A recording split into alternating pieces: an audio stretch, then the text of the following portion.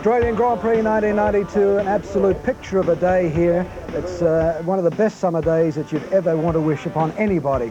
And of course, after the wet weather of last year, what a turnabout this year. It's glorious, and the crowd has streamed into the Adelaide circuit in their thousands. A very, very healthy crowd, and must be very, very pleasing to the organisers.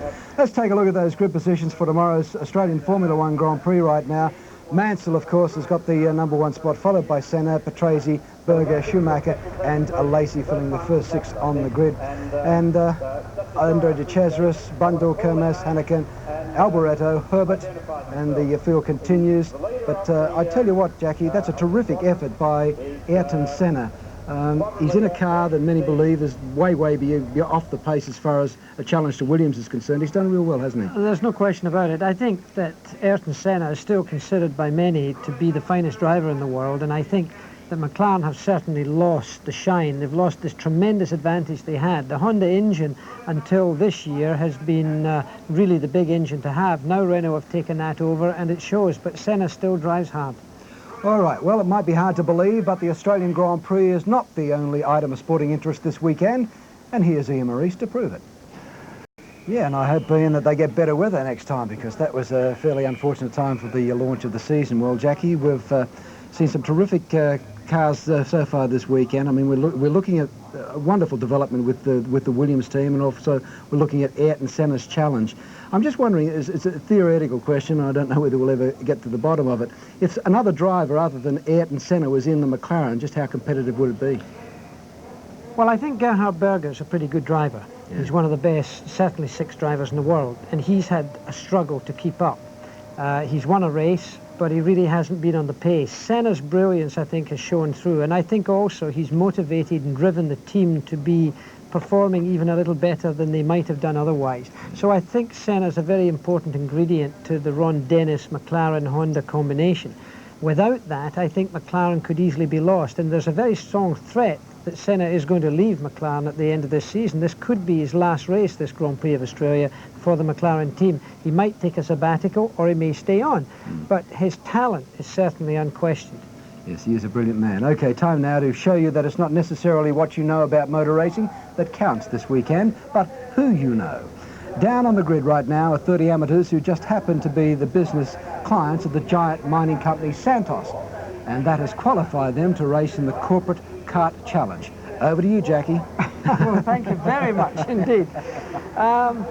This is a peculiar event, to say the very least, but those people on the grid are total amateurs. They have raced probably very little, and yet they are going to be now performing in front of the greatest drivers in the world, the greatest team managers in the world, the greatest corporate sponsors in the world, and they're sitting there saying, this is my big chance. Next year, maybe the Grand Prix, they're on the same grid in the same positions as Mansell and Senna and Patrese and Berger are going to be just 24 hours away. What a thrill for them, but I don't know whether the talent is going to match the occasion. I think you probably hit the nail right on the head there, but it is a nice little ego trip for a couple of laps around the circuit. Of course, these karts aren't as fast as the ones we saw earlier on in the day, the superkarts. They're quite a bit slower, and they would need to be. Yes, they would.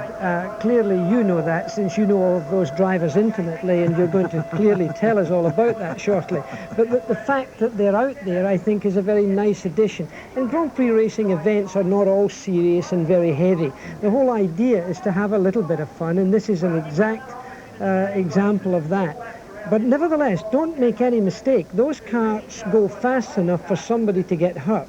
And one of the most popular things that happens in karting is that they get tangled up wheel amongst wheels, and the cars get launched into the air. And remember, the barriers on each side of this racetrack are concrete and very hard. So those people aren't out there just for a laugh. It can be dangerous. Yes, well, they reach about 75 kilometres an hour, these karts, and they're powered by the Yamaha MT100 two-stroke 4.3 horsepower engine. So, as you said, they do get along fairly quickly, and when you've got inexperienced drivers taking them around the circuit, it's probably a recipe for a little bit of excitement. Well, for sure, you're going to see them losing adhesion. You're going to see them making mistakes. There's quite a field of them there, and you can see that when an event like this happens, most of those people have had no experience in driving in a racetrack. You know, when you drive on the road and you're doing 60 or 80 or 100 kilometers on the highway, sometimes when you shouldn't, there's a very good indication of what speed relates to, because you're passing bus stops and you're passing pedestrians and you're passing shop fronts. Here, there is no reference point for speed, and you go much harder into corners than you fully realise. That's where most of them will make mistakes. You'll find the errors coming out, and they're entering corners too quickly. They'll find themselves running out of road, and unless they're very well reserved, and in most of those occasions that's not the case, we're going to see incidents. Well, there's no doubt about that. Jackie, we must point out again that, of course, these are clients of the giant group Santos. They're not fledgling kart drivers or anything like that. They're out there to have a bit of fun, but obviously there are going to be a few who are going to take it seriously, and away they go. Well, look, there's not a lot of power there, but there's certainly body power in the car, and well, look at that heaving and helping that's going on there. Is this in slow-mo? Well, I don't know, but after the Formula 1 cars, but look at the heat there and look at the power. Now, there we are. We've got the visor down, fellas. Is he blowing his nose, or is he actually concentrating? I think he's pedalling, Jackie, actually. Well, there's a fair pack of them going in there. This is the S's. This should be taken almost flat out, I would have thought. Now, they've been very well behaved through that. I could have... Oops, a daisy. He's waving to his mother, that one. And got his head down to try and reduce the frontal area. A bit of slipstreaming and drafting taking place. That's when the Formula 1 cars are still in second gear. And lo and behold, gladly, it's only 2 laps. Side by side going through there. Now they've got a bit of steam up. The big thing in this, Ken, is not to scrub speed off. Once you get speed, you can't abuse it. You've got to try and run a very clean line, because the engine isn't powerful enough to be able to grow back from slowing down. Well, Jackie, as this parade of future potential champions runs around the Adelaide Street Circuit, let's look at a real champion, of course, in Ayrton Senna. Talking right now with Barry Sheene. Ayrton, that was a fantastic try, very, very close, but maybe not the right conditions. Yes, it's a lot hotter today, and with this sort of temperature, the circuit has a lot less grip, and we're going around slower. It's a shame. I was a bit concerned about it because yesterday conditions looked to be very good, and it was difficult to expect better conditions than those. And the prediction was a lot warmer day, so it's just a shame. But there you are. All you can do is try your best and wait and see. Well, you certainly did that. Did you have at the back of your mind that you were going to lose your records of pole positions to Nigel? Not really, because I think this is the least important thing at the moment. My personal desire was mainly to be as ahead as possible on the grid for tomorrow's race, being the last one of the season, the last one for Honda. And of course, if you are P1, it's better than P2 for the start. And I feel that the only possibility we may have on having a top result tomorrow would be to be first on the first corner. So that was the most important thing in my mind, and for that reason it's a shame. Today we were able to be faster than the Williams for a change, you know. That's being completely the opposite the whole year, but I don't know whether they had any problems or what. I certainly had a good go today. I got my car a little better today than yesterday. I used the tires to its maximum. I had a better performance basically today between car setup, driving technique, and also strategy. And it's just too bad that the circuit didn't help. Thank you very much, Ayrton. Thank you. Extremely gifted Ayrton Senna was the fastest man here today, but of course Nigel Mansell was fastest over 2 days of qualifying, so he's got pole. But we're back with the corporate karts. They have completed 1 lap. It's taken a bit of time, but the boys have finally pedalled their way around. It's 2 of 2. It's a tough old course for them, but we've got number 21 and number 22, I think, tailgating one another in a fairly aggressive sort of mood. It's young Daniel Craig. And I'm not quite sure who's right behind him right now, but this is the corporate karts. These fellows have earned themselves a ride in this by being clients of the big corporate company Santos. Right now, the pole sitter for the Australian Grand Prix, Nigel Mansell with Barry Sheene. Nigel, you've got to be a really happy chappy. 14 pole positions and new record. Yeah, I mean, that's fantastic. I'm absolutely delighted to do it on the last race of the season, especially here in Adelaide, makes it more special. You see, yesterday I told you the temperature was going to be hotter. Yeah, well, I'm relieved because I don't know whether you realised I lost my qualifying car after just 15 minutes. The throttle linkage broke at the back in the V, so I had to go in the T car and the engine wasn't up to it, but I'm just real happy that couldn't go quicker. But the circuit really, how much slower would you say the circuit was today? We've got a feeling that McLaren made about half a second improvement on their times from yesterday. We've stood still, but with losing the qualifying engine in the race car, we didn't really get a good run, so we'd have to see what happens tomorrow. And what about set up for the race tomorrow? Well, I think there's no question that our setup was reasonable this morning. It's just a question on how much wing and how much power they're going to be able to race with. They've got qualifying engines. For sure, they've got to back up on horsepower tomorrow. We've got to back up some as well, but I think they'll probably lose a little bit more than us, or hopefully anyway. Anyway, congratulations. You've got to be really very, very happy. Yeah, I mean, 14 poles is special, and I'm delighted about that, and the boys have just done a fantastic job all year. Thanks a lot, Nigel. Thank you. From the fastest man at the Adelaide Grand Prix to the slowest right now, the men taking part in the corporate challenge, the kart challenge, which is just in its final stages here, Jackie, and I can tell you with those interviews, we haven't missed a lot of incidents, have we? It doesn't seem so. The pack seems to be fairly conservative in their driving behaviour, although there is a bit of slipstreaming going on. Whether this car in second place is going to have a go or not, look at that, the chap's waving at him. Is he asking him to come past, or is he? He is. Look, they're chatting. I think we're going to see very much a real good 1-2 finish here. In fact, it might be even the tail over the line. Something like we saw back in the days at Bathurst all those years ago with Alan Moffat. Well, I think this is very sporting. I didn't realise you Australians were quite this much of a sport. But they're letting us down here badly, Jackie, I can tell you. Number 20 it is. This is it. This is the finish, side by side. Emulating the supercars. Here they go, number 20, 21, Ricky Goddard and Daniel Craig. That's the corporate challenge. Well, the fellows have earned themselves a ride because they happen to be fairly good clients of the Santos Group. Right now, the Adelaide Grand Prix will be back right after the break.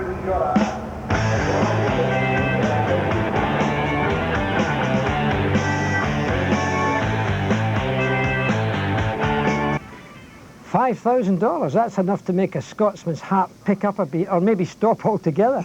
But there's nothing that makes your pulse race quite as fast as motorsports. Or, as Prince might put it, let's go crazy.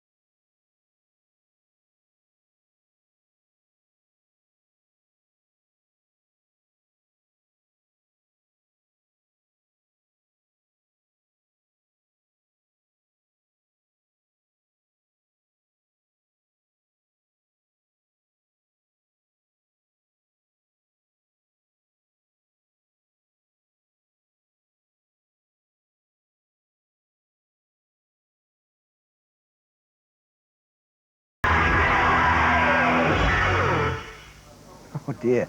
All right, plenty more opportunity to get a little crazy this afternoon. Here's a taste of what's ahead. Adelaide. The racetrack always looks too small for them, but looks can be deceiving. The Group A touring cars, they'll be throwing themselves into the fray in just a moment. And queuing up behind them, those pretty Porsches will be showing their stuff. So will the Formula Brabhams. Expect fireworks from them today. But when it comes to qualifying for the celebrity race, expect only the unexpected, and you won't be disappointed. And our memorable moments phone in. $5,000 cash is just a phone call away for some lucky viewer this afternoon. So tighten the old seatbelt and prepare to get crazy. You're with Nine's Wide World of Sports at the Australian Formula One Grand Prix, and the fun has only just begun.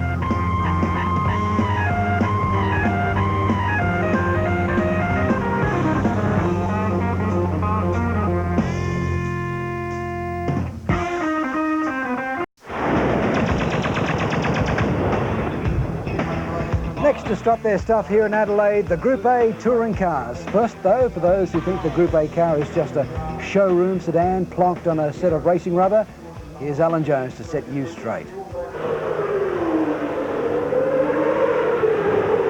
What's a Group A? Well, you're looking at one of the superstars of Australian motorsport, a Group A touring car.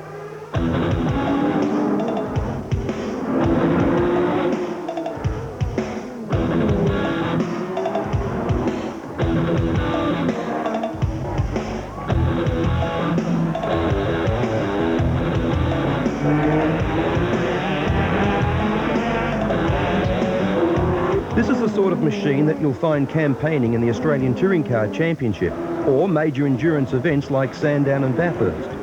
Of late, it's a class that's featured such varying technology as four-wheel drive Nissan GTRs or the turbocharged Ford Sierras and V8 Commodores.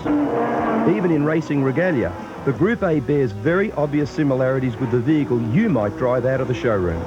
But slip inside the workplace, or cockpit if you like, and you can see that the comparison abruptly ends.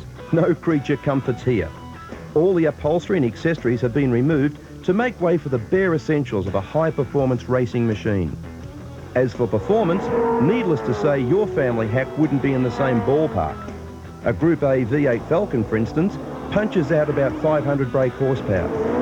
The four-cylinder turbocharged Sierra produces about 600 horsepower and can reach 290 kilometres an hour down Bathurst Conrod Straight. The advance of technology means that this end of the motorsport market is subject to numerous rule changes. Group A itself came into being in 1985, and as a result of a major overhaul of the rules, these changes saw the departure of the V8 Falcons from the touring car ranks. Next year, a new set of rules will see the Falcons back in force, at the expense of the race-winning Nissan GTRs and maybe the turbocharged Sierras. This weekend, we have the rare opportunity of seeing the Nissans of Mark Skaife and Jim Richards up against the Sierras, Commodores and the V8 Falcons and of course Jones. And later on today, I'd like you to come with me for a few laps in this car. Thank you very much, Alan Jones and the Group A cars on the warm-up lap. Right now, let's join our commentators, Darryl Eastlake and Mark Skaife. Yes, thank you, Ken, and I do have Mark Skaife, who'll be Australia's Gold Star champion driver. He won that in the Formula Brabham for the second time this year. Also took out Bathurst in, well, what we can say is controversial circumstances, but it was a great win the second time round for the Nissan. So joining us in commentary, Mark, nice to have your company. Good afternoon, Darryl. Yeah, thank you very much for that. It's, I think it should be a great race today. Well, I think it's going to be a ripper race, but there have been a few developments, you could say, since last night and practice yesterday afternoon. Now, the homologation problems regarding the Glenn Seaton Falcon and the Dick Johnson Falcon, and also that little blue BMW you saw slip through being driven by Paul Morris, have really raised their ugly head this morning. So we're going to try and clear that up for the viewing public as we go along. But we'll check the grid out first. How they're going to start. Larry Perkins, sensational round here yesterday, really put in a great time of a 1:39.70. Jimmy Richards had a spin on the last corner of the last lap, trying to bridge that. He was being pressured all the way yesterday. Johnny Bow with a 1:41.2. That surprises me that he's in third spot. He's qualified very well right throughout the year. Now, starting from the rear of the grid, you can see which would have been Seaton. Now, there's Longhurst and Jones. We'll go through the the grid for you. Then we'll come back with the car starting from the rear. Then we have Bond, Mazira, Brock, qualifying behind the dealer cars. Ron Onslow with a good time there, his first time in the car at 1:42.65. Alan Jones, our very own Alan Jones, is sitting there in 11th. Then Terry Finnegan. Morris in the little BMW we'll talk about. Brad Jones. And then we've got Moore, McCall and Donaher. Well, there's a famous name, isn't it? Lights up and ready to go. We'll talk about these homologation problems when the cars and the races settle down. Should be a ripper race. Buckle up, Australia. Jimmy Richards, watch the start he will get. Larry Perkins will light up the tyres of the Holden. Right behind him is Johnny Bow. Tony Longhurst racing now. Jimmy puts it down. 20 laps, 3.778 around this track, and this will be a beauty. Watch this. They get off the line nice and clean. Good start. Little bit of elbowing there from Colin Bond in the red Sierra, but they all get through that first corner pretty well. Over the Ripple Strip, one car, no problem there. Jimmy Richards already gets out. Larry Perkins, he's really all over the back of Johnny Bow. Seaton already up to 10th place from the rear of the grid. Fantastic drive. We'll have to keep our eyes on the Seaton Falcon. He's told everyone, get out of my way, I'm coming through. Well, Jimmy obviously gets a great start there in the four-wheel drive car off the line, but I thought John Bow's start was a great start, and now Larry Perkins will make his life a misery for the next couple of laps. Looking from the view of Larry Perkins, that's Johnny Bow. You can see in front of him. Round they come. That's a corner you have got, well, unfond memories of. Yeah, it's not the best part of the circuit, I wouldn't think, does it? But these cars here now are going to be very, very hardly driven. As you can see, Jimmy just fired over the Ripple Strip, and now, as you can see, Longhurst coming up on them too. There's the Falcon we talked about streaming through. Up into 10th place. There's been a big shunt down there coming out of that particular area of the circuit. Cars all over the place. Looks like Dick Johnson involved in that then, Darryl. Yeah, Dickie Johnson has gone off. He started from the rear of the grid as well. So there's action aplenty happening. We'll come back up front. Here's Larry Perkins, Tony Longhurst climbing all over the back of him in the little Bimmer. Well, I would have thought they were driving the cars pretty straight because it's a pretty long race around here and hard on tyres, but Larry's really firing the car around, and Tony's come right up behind him there now. Jimmy Richards, you can see the gap from 1 to 2. Jim's got a great first lap. He's done a great job because he's got enough gap there now that he can look after the car a little bit and let the other three guys behind torture each other. These cars fantastic on this circuit. Now let's talk about this homologation problem, because the Falcon and the Seaton Falcon, there seems to be a problem there with cams, and Holden fired in a protest last night to say that the cars were supposed to be developed and their papers handed in by September 1, and that hasn't happened. They claim there's been further development since then, so bring us up to speed, Mark Scaife. Well, basically what's happened there is the protest was fired in by the Holden Racing team, and the Falcons of Dick Johnson and Glenn Seaton have been put to the back of the field because there's been changes in the car since they were homologated. So someone's got it wrong, and we'll see what happens now in the future. Longhurst has got past Perkins with a fine drive there, slipping the little Bimmer right inside the big Holden. Now also we've got to look at Paul Morris driving in the other Benson Hedges car, the brand new BMW in the sky blue colour, or the turquoise colour. That is the only car of its type anywhere in the world with a 2.5 litre engine. So now and Seaton's up to 13th place from the back of the grid. So, I mean, now everybody's saying if we're not homologated, why are they homologated at all? Well, that's exactly right. Larry Perkins has just come up the outside of Tony there now, but in regard to Paul Morris's car, I think that's the only E36 BMW in the world with a 4-cylinder engine in it, so someone's got a few problems. Well, I'd say Cam's have got a few problems, and for goodness sake, every time we have a regulation change, some of this nonsense goes on. It's already cost Dick Johnson something like an additional $300,000. That's ridiculous. Well, absolutely, but, you know, at the time when Dick built the car, there wasn't enough rules to be able to build a car, and, you know, he probably paid the penalty for it. Okay, back to the racing. Forget the politics and the nonsense. Jimmy Richards in the Nissan GTR puts a smile on Mark Scaife's face beside me. Johnny Bow comes past. The little BMW now, the Benson Hedges car of Tony Longhurst, sitting in 3rd place. Larry Perkins has been bumped back. Have a look at the big Falcon. He started from the back of the grid. Glenn Seaton, as I said at the top of the race, he told the field, get out of my way. I want to catch the leading group. And so far, he is screaming. Glenn's done a good job because in the first few laps of practice here on Thursday, you know, he was one of the fastest cars straight away. He's done a lot of testing lately, and the car looks very, very good. Seaton now in 10th. Fantastic stuff from Seaton. Can he catch him? He's got plenty of laps to do it in. Well, he has, but, you know, I think obviously the leaders are driving the car very straight there, and you can see Jimmy's driving the car very smooth, but I think over this sort of distance, the Tony Longhurst car is probably the dark horse. So Jimmy Richards in the Nissan GTR out in front. Johnny Bow in the Shell Sierra, the last time out for that car. There's Longhurst. Here's now Perkins. Now the Holden's coming in Mazira, and we can see the Falcon in the background. The dark blue car with a yellow and red stripe going past now. What a drive from Glenn Seaton. He's cooking them up here. There's a good dice on there between Bond, one of the HRT cars, and Brock. So the three of them come up that short Jones straight there together. Brock qualified as far back this time round as 8th place. He was actually 9th on the grid, but got bumped up because of the problem of the cars starting from the rear of the grid. He certainly hasn't got the Holden developed as well as the dealer cars. He started very late because just prior to Bathurst he was still building the car, and probably they've done a very good job for the amount of time they've had.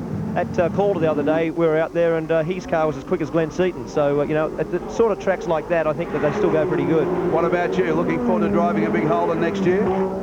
Well, it's something different, and, obviously it's sad to see the Nissans go, but there's a fair bit of dicing on him, eh? Look at Seaton. Seaton now up in behind Brock. This has been one of the great drives from Seaton. This is where the action is. Seaton now hounds up the 05, the famous 05. There's the new Falcon. That's the new breed touring car that we'll see next year from Ford. You watch there, Brock just covered Glenn a little bit, and I think, he's in 8th spot, so he's done a good job. But what happens now is these guys in front are harder to pass than the blokes he's passed so far, so these guys aren't going to be so easy. That's Colin Bond in behind him in the Caltex red Sierra. But what a drive from Seaton. He said this morning, get out of my way, I'm coming through. He was really fired up and annoyed about Cam bumping him back after all the hard work in practice and qualifying. He put the car up on the grid and had to start from the rear. Seaton is now 8th, as we said, in behind Brock. Now he darts out. Has he got the legs on the big Holden? No, sir. Well, you can see there, Glenn's being very aggressive about it, but what he's doing more than anything is he's probably upsetting Brocky a little bit by just opening up the gaps and putting the car into the holes all the time. At the moment, he hasn't really found a hole to put the car in, but he's trying to force a way past just right now. Comes up beside Brock under brakes. Brock holding the line. Seaton coming inside. He'll get him. Seaton up into 7th. Great drive. Brock comes back. Seaton goes wide. Well, Glenn went in a bit deep and obviously paid the penalty for it, but that's a very difficult position to pass there. Glenn Seaton driving the race of his life here in Adelaide in the big brand new V8 Falcon, the car that Alan Jones is very excited about driving next year. As you can see, Glenn's actually catching Peter reasonably easily, but as I said, they're going to be harder to pass now, and Brock was already deep enough under brakes before Glenn went up the inside of him. As you can see, he's running wide there now, out over the ripple strip and into the loose stuff. He did a good job to hang on to that then coming back onto the track. So Peter Brock now, all he can see is blue. That's all he can see in the back of his rear view mirror. Jimmy Richards doing it fine out the front, but this is where the action is, with Glenn Seaton doing everything he can to get round him. From Victoria, of course, he first went to motor racing at Bathurst in 1965. And I mean, you had a lot to do with Glenn Seaton's career in those days too, because you were the two young babes. Yeah, well, Glenn and I both drove for Nissan together, probably 4 or 5 years ago, and, we're good mates, and, obviously it's good to see him going so well now. 3rd in last year's 20-lap race, 2nd in last year's 10-lap race. So we watch Larry Perkins thundering around here at Adelaide. We'll be back shortly. Stay with us, Australia. This is a ripper.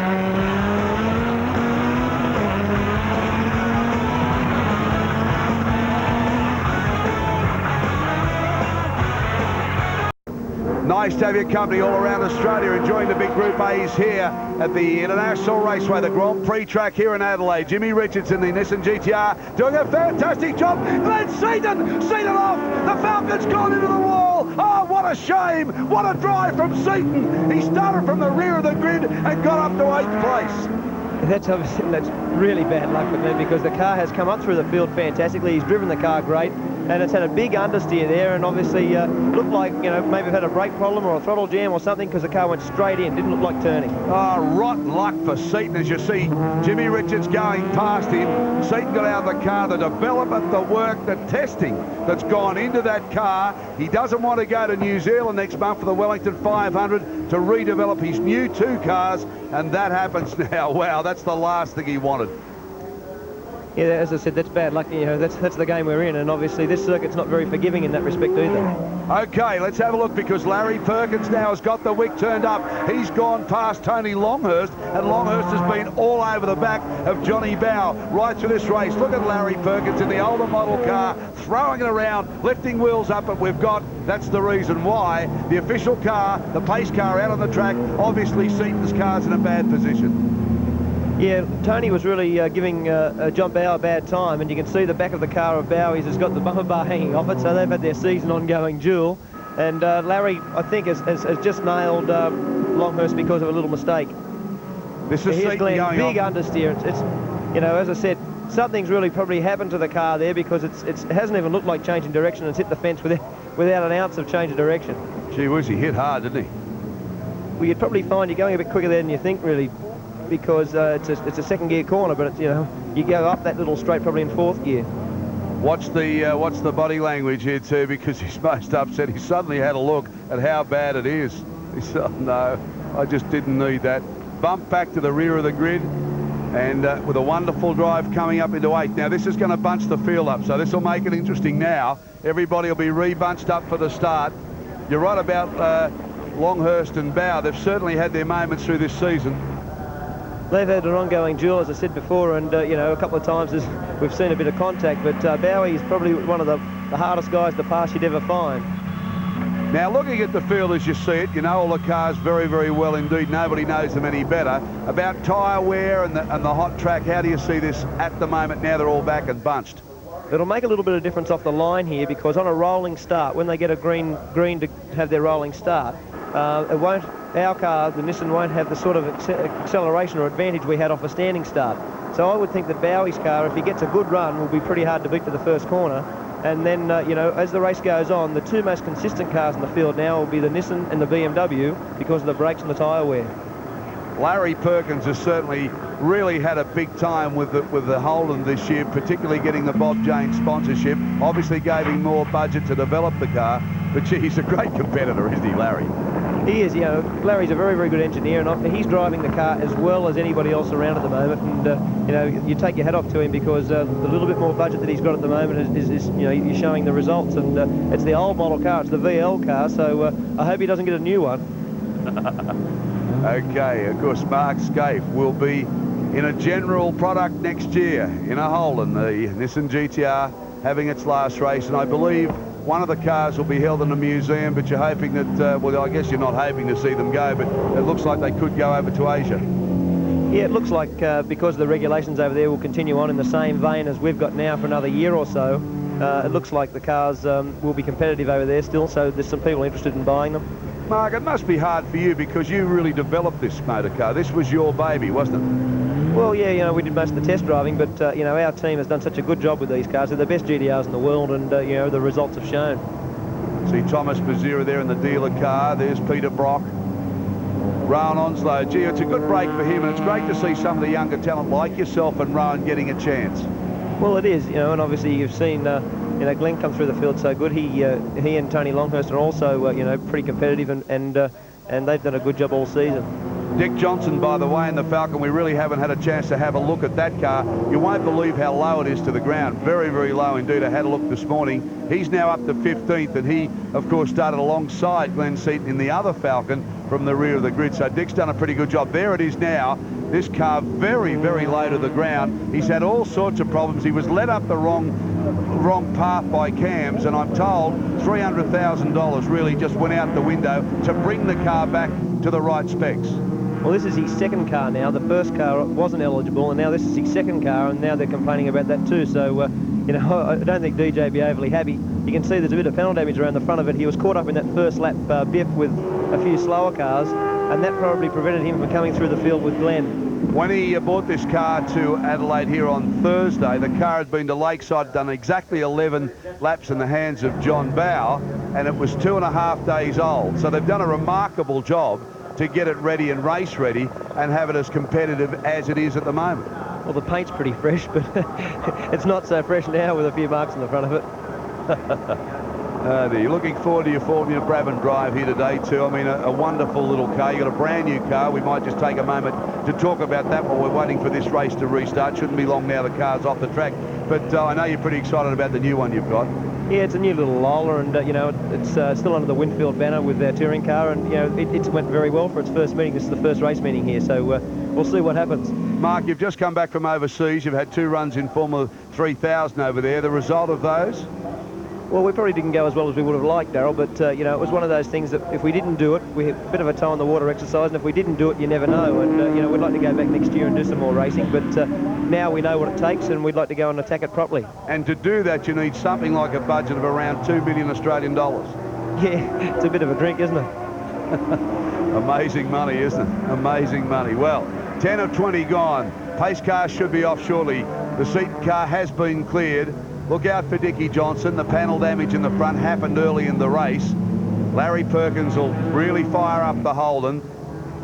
And as Mark has said, if John Bowe can get the start, the rolling start, that the Nissan won't have the acceleration off the line, this could be interesting. Since the handicapping of the car this year at 1,500 kilos with only 1.3 bar of boost, it's sort of got 100 horsepower less than last year. So off a rolling start, the Sierra would be the fastest car out of those top 4 cars. So if Bowie is organised and gets a good run, if the tyres are still in good order and gets good traction, he's probably pretty hard to beat. I've got to say this for the fans watching right around Australia. We saw the presentation at Bathurst. Now, I've been walking around the paddock area with you and Jimmy the last couple of days. I cannot believe how many people have come up and patted you on the back and apologised for what happened. Yeah, well, I think we're pretty lucky to say now that the general motorsport public was on our side. You know, a few of the hoons weren't. We'll leave it at that. You can see the cars trying to keep their tyres warm. Look at Tony Longhurst is really throwing his car around. Of course, this will give the tyres a rest for the cars that are hard on tyres. And Tony Longhurst is really throwing it around, keeping the heat up. Thomas Mazzera and the big Holden in behind him doing exactly the same thing. Yeah, well, yeah, that's a bonus there for John Bowe probably, because that's the hardest car on tyres. There's the little BMW we were talking about with Paul Morris on board, and it's Jonesy in behind him there. Yeah, I think we'll hear a lot more about this car in the next couple of months. Well, Jonesy and Paul Morris have been teammates through the years, so Jonesy will give Paul a bad time for the next few laps. Okay, should be racing. We come round this time. Jimmy Richards in front of Johnny Bowe. Look at Larry Perkins. Gets right in behind them in the Holden. Watch this now. Here we go. Jimmy Richards puts the pedal down straight away. He opens up a little bit of a gap. Johnny Bowe follows him through. Larry Perkins all over the back of him. That's 1, 2 and 3. Then it's Longhurst. Then Mazzera. Then Brad Jones. How smart was Richo then? He held Bowie up so much off the start that the four-wheel drive car bolted. He had about 4 or 5 car lengths before the start line. He did a great job. He does drive with his head, doesn't he? And he's a fairly smart man in a motor car, isn't he? He's obviously now, again, at the start of the race, he's going to put one really good lap together, get a little break, and then try and look after it. Take us through a lap here. Talk us around a lap. Okay, that's probably 4th gear, down into this sort of fast section before Stag, little break before you kick right, and down out towards the ribbon strip on the outside. Pretty important corner this in 2nd gear, good exit, up Jones straight, 2nd, 3rd, 4th, little break, back to 3rd gear and fire it onto the straight here. Oh, Longhurst up the inside, good pass, great pass. Tony might still be in a bit of trouble now because he got held up onto the straight, and now the Commodores are going to give him a bad time down the straight here now. There's the HRT car, been passed by 3. Well, plenty of action here at Adelaide. We'll be back shortly. Stay with us.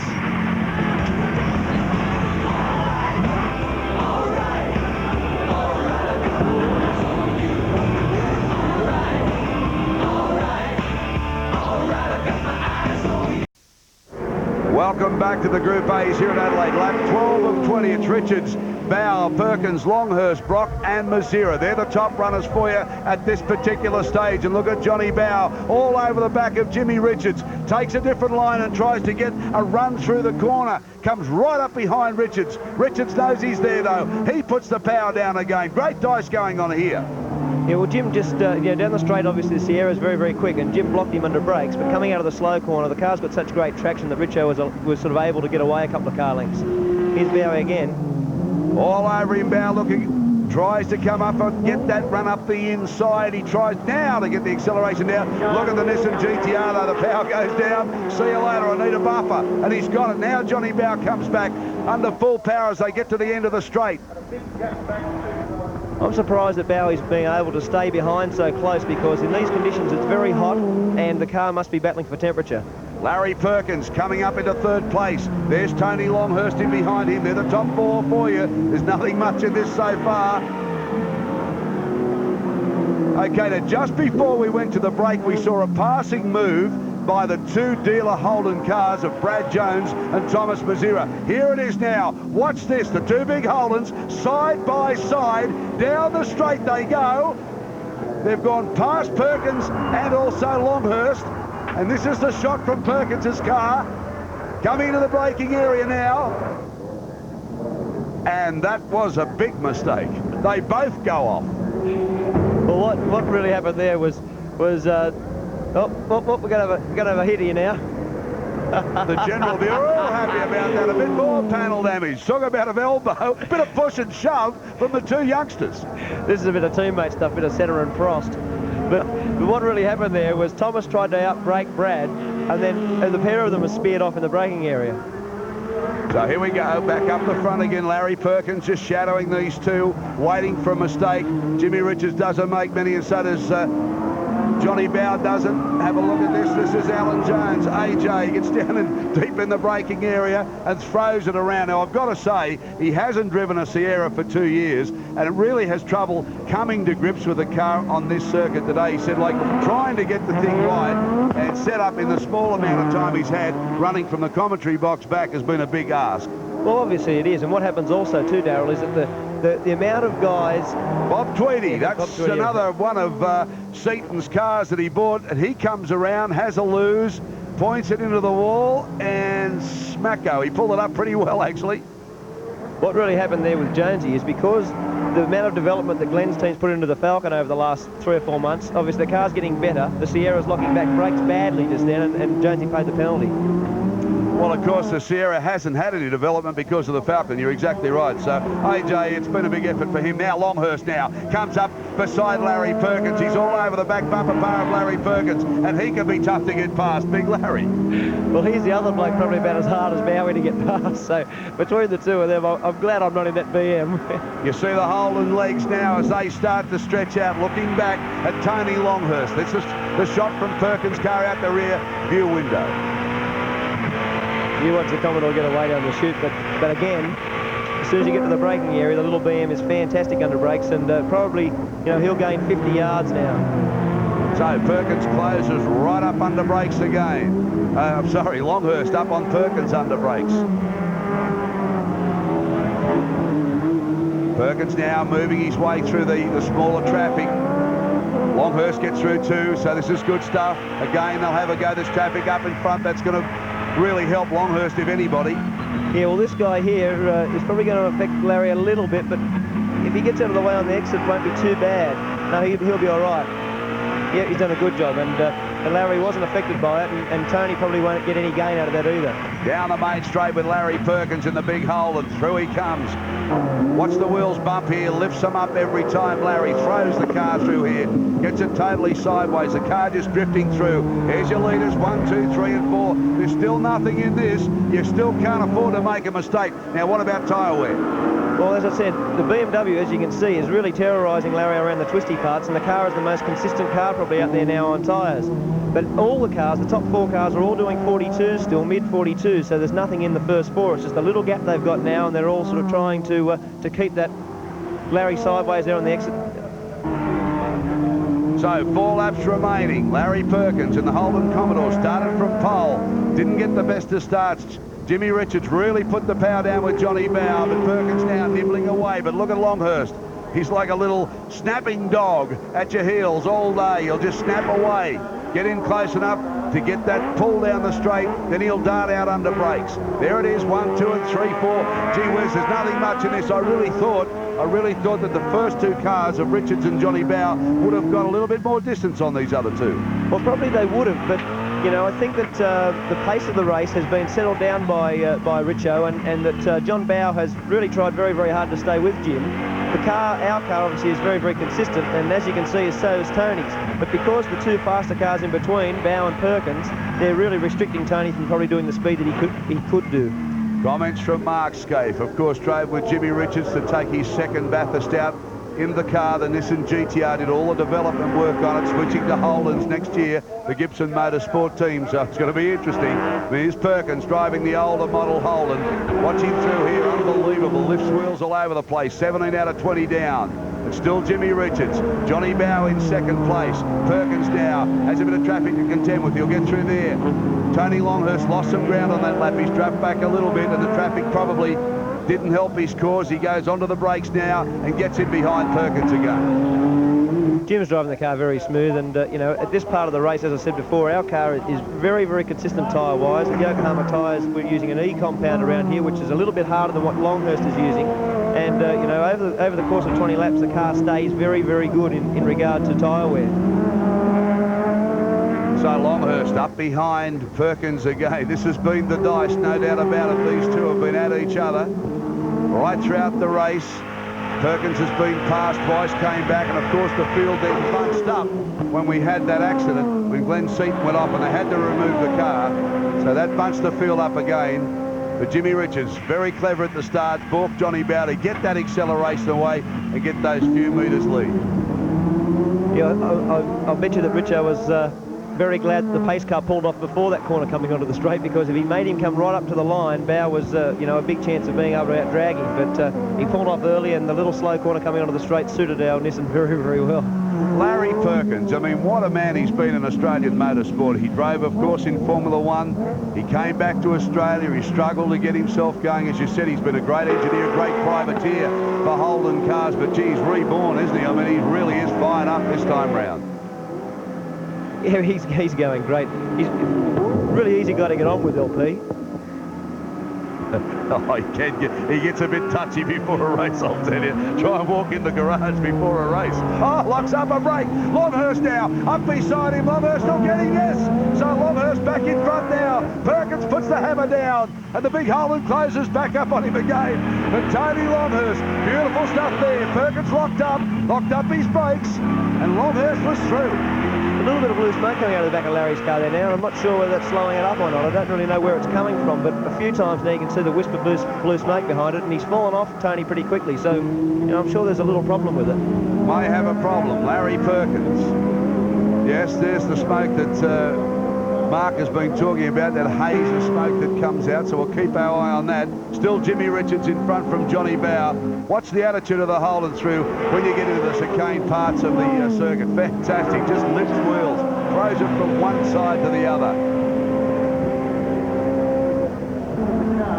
So there we are, 1, 2, 3 and 4. That's Richards, Bow, Longhurst and Perkins, and that's about how it's been all race long. Jimmy Richards holding Johnny Bow in the Sierra. Last time round for both of these cars this weekend. The end of an era, and you're watching it here on Nine's Wide World of Sports.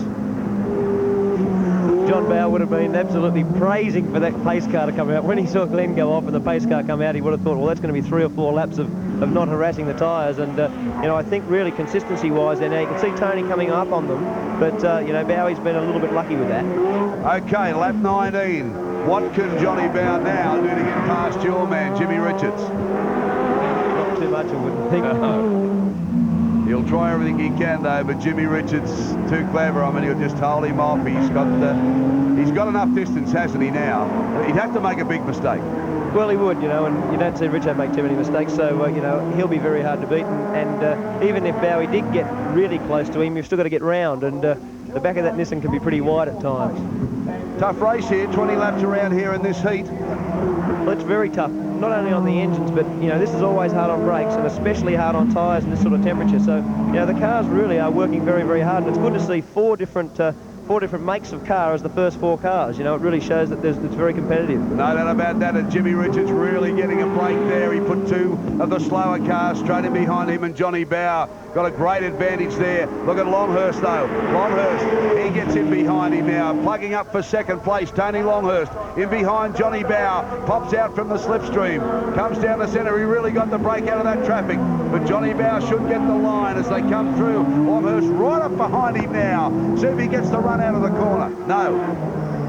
actually really on the last lap there now, because tomorrow's race, you start from where you finished today. Really, it's not that smart to do anything drastic on the last lap now, because really wherever Tony starts, you'll lose 2 or 3 spots to the first corner tomorrow. So, I think he probably could have tried a little bit harder then, and he knows that, but, he's not going to take any risks. Under brakes again, the BMW closes right up behind the Sierra of Johnny Bow. Again, look at this, he comes in behind him. Longhurst is fantastic in this car, though. He's a great competitor, Tony Longhurst. He never gives up. No, he never gives up, and he'll make his life a misery now on this last lap. But as I said, I don't think he'll do anything stupid, because tomorrow there's another 10-lap race, and the starting position is where you finish. So Jimmy Richards still holding that lead. He'll go on to win this unless he makes some silly mistake, and that's not like Jimmy Richards to do. Johnny Bow, the interest here for second and third. Longhurst, look at him all over the back of him, trying to get a run through the corner, just working out which way he can put that little BMW in beside the Sierra. It's going to be pretty hard physically too, Darryl, because this circuit is very hard on you. You make a lot of gear changes and you work very, very hard. So it's probably 30 degrees out there now, and I'm sure the guys will be working pretty hard. No doubt about that. There'll be a pool of water on the floor of the car. Larry Perkins back in 4th place, but he's done a great job again. Larry Perkins, he was pretty competitive till the Seaton car went off, and they bunched up again, and he just lost out on that restart. But here's Longhurst now. We'll watch him under brakes, because it's getting to the point where it's desperate stuff if he wants that second place. Johnny Bow in behind Jimmy Richards in the Nissan GTR, leading. Bow in second place. This is the final lap. They're making the run to the checkered flag. Tony Longhurst right up behind him again in the little bimmer. All he can do now is try and get a good run out there, Tony, and trying to get up onto Bowie's bumper bar before they go through this fast right-hand kink and under brakes onto the straight. Bowie will cover him, bud. Here we go. Last lap lunge from Tony Longhurst. Gets in behind Johnny Bow. The power goes down. Jimmy Richards is going to take the race out. He does so. Longhurst gets in behind Johnny Bow, but he just can't make it. Johnny Bow second. Tony Longhurst third. Larry Perkins fourth. It was a very, very entertaining race, and in the end, when you saw it, there wasn't that much in it. Not at all. As I said, there was 4 different manufacturers there as the first 4 cars, and the first 3 cars were very, very close. As you can see there now, Thomas Mazzera and Peter Brock going through. Okay, as Peter Brock comes over the line, victory to Jimmy Richards. Back shortly on the one and only Wide World of Sports.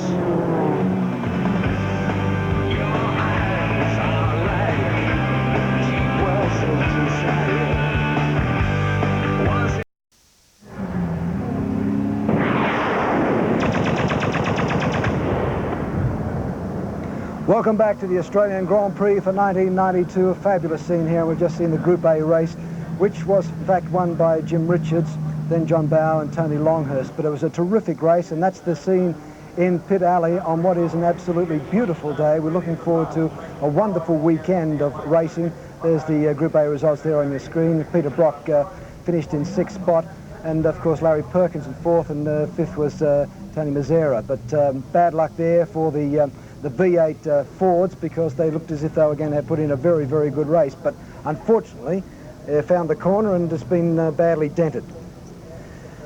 Okay, right now let's take a look at what we can win in the $5,000 memorable moments, because that's going to go up for grabs this afternoon.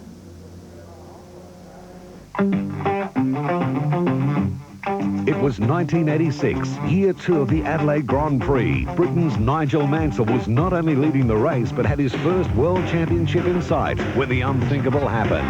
And look at that! How that, and colossally, that's Mansell! That is Nigel Mansell, and the car absolutely shattered. He's fighting for control, and you can see what's happened. Mansell is out of the race. Now, this could change and will change the World Championship. Mansell's mangled tyre left the way clear for Alain Prost to take the checkered flag and the world title. Niki Lauda chose Adelaide 1985 as the final appearance in a remarkable career. Sadly, a premature exit denied the Austrian legend a place on the victory dais. Race leader, Niki Lauda, and off he goes. Niki Lauda's lost it, and he's completely smashed the front of the car. Lauda is out. Rain by the bucket load saturated the 1989 Australian Grand Prix and created havoc on the track. Even the best prepared were thrown into a spin, but none more so than Ayrton Senna in the McLaren. There's Senna! Senna spinning! Spin, spin, spin! Round, He survived that fright only to come to grief in a collision with the rear of Martin Brundle's Arrow. Senna, he's only got 3 wheels. My goodness. As captured by this Jaws eye shot. That was the Senna-Brundle crash. The backwards-facing camera for Martin Brundle's car saw the McLaren bearing down on it like Jaws, and then suddenly the two made contact. 1990, and touring car tearaway Mark Scape went above and beyond the call of duty to snatch the glory away from the Grand Prix boys with the biggest lose of them all. Leading bunch coming into view. Oh, look at that one of this, and GTR's has gone off into the wall, and it's a very, very big accident. It is Mark Scape upside down. And you can be part of the fun when we give you a chance to win $5,000 in our Memorable Moments giveaway. Simply select your memorable moment from that list and give us a call on the corresponding number.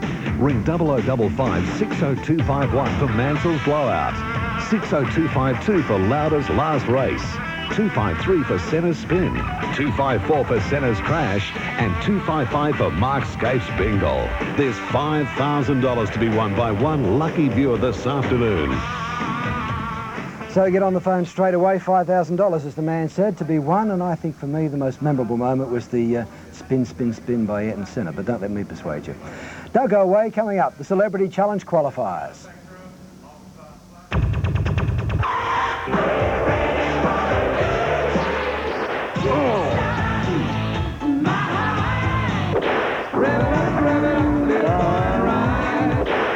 Senna waving. Look at him. He's saying, stop the race, stop the race.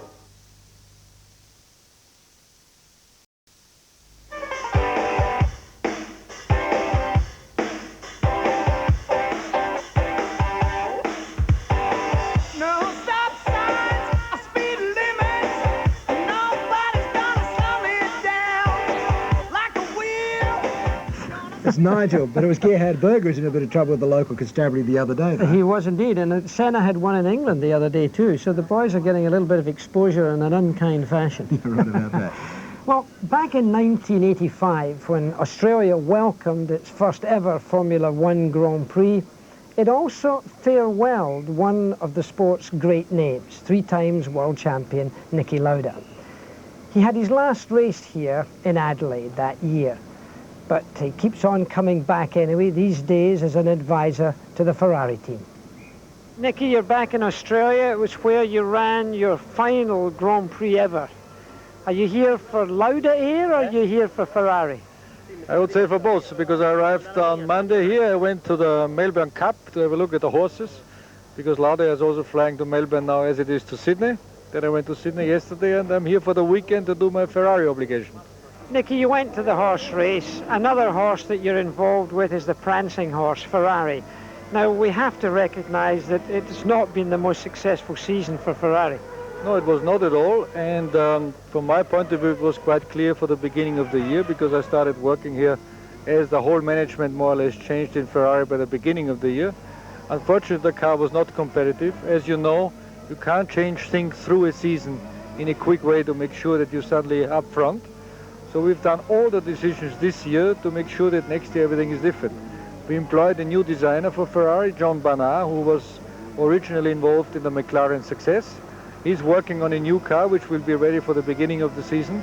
So all the decisions we took this year, you will see next year in March or in February when the season starts, the Ferrari will be competitive again. Right from the start of the season, right out of the blocks, you think? I think we had a terrible season this year, as you just explained. I think we will be much better in the beginning, but we have a new car coming in June. So we have one new car and then another one. So I would say by the middle of the season, the Ferrari should be up front again. Now, a lot of people know that you consult for Ferrari. What does that consultation really amount to? So my first job really is, as you mentioned before, is my airline. Really, the time I have for Ferrari is on a consultancy basis to help to take strategic decisions. So I'm around here, if you want to say so, as a tourist. I watch them how they operate. I try to find out where the weakness and where the strong part is, and then I sit back with the management of Ferrari and say, look, we have a problem with the car this year, so we need a new designer. We need to develop a design office in England, because there we can react much quicker. So these are the sort of inputs I put in. Then the Ferrari team has to decide themselves if they go my way or if they think different. And this is basically what I'm doing. In a percentage basis, what percentage of your time would you say that you commit to Ferrari? My total working time, I would say about 40%, but most of the work is really done at home. I go to all the races, but just to see how it performs and how things go. But really the work is at home, where I go to Maranello on regular basis. We meet there and think what we can do for the future. Something you said there would probably surprise a lot of people, that there's more work done for Ferrari in England than there might be in Italy. And in fact, a lot of people would be surprised to hear that the Ferrari chassis, for example, is made in England. Now what we had to do is, and I think this is the right way to go, to work for the future. Don't forget, all the Formula 1 cars are based in England, more or less. Ferrari is far away in Italy. So in England, they all know what each other is doing. So therefore, we set this John Barnard workshop up in England, where the first car will be designed, then the drawings will all come down to Italy and the car will be built there. So nothing will change in the way the car is built in Italy, is run out of the Italian factory. But when you're in England, you know much more for the future development what you have to do. And you can react in a much quicker way, because Formula 1 today is a quick reaction on technical development. And I believe that in England you can react much quicker. John Barnard, he made a successful Indy car for Chaparral and Jim Hall many years ago. He made, of course, a very successful car for McLaren. He's done well to produce a successful car that Benetton are now enjoying some success with. Do you have that much hope? Is John Barnard the best designer in the world today? Is he the man that you most wanted? I must say I raced his car for 4 years with McLaren. I know what the guy can do, and I tell you, from my point of view, he's the best man available for Formula 1 today. So he was 2 years out of Formula 1 racing because he was looking to get himself organized again, and he's really keen now to prove that he is the best. And with the setup we have now, with Harvey Postlethwaite, the Ferrari man working out of the factory. He's the designer at the moment. Correct. He is now the man who is fully in charge of the Italian operation. John is in charge of the operation in England, where the car will be designed. Then John takes all the design and drawings to Harvey, and then he will build the car to the specs of the design. So I think the combination of the two is the best way for Ferrari. Politics have always played a big part in Ferraris, Nicky. You were one of the few people that cut through those politics and brought them a world championship.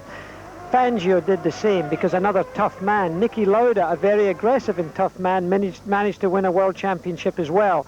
Are the politics still in Ferrari, even that the Commendatore now, Mr. Ferrari, is now passed away?